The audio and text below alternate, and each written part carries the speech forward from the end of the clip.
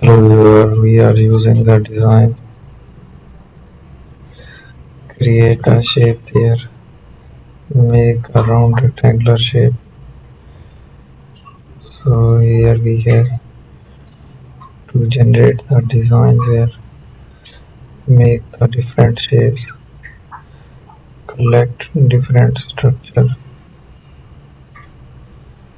So there we have to use the designs here.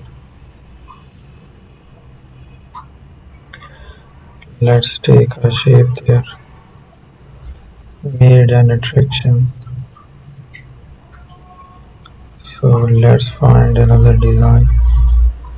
I will take the shapes here. So that's it. Thank you for watching.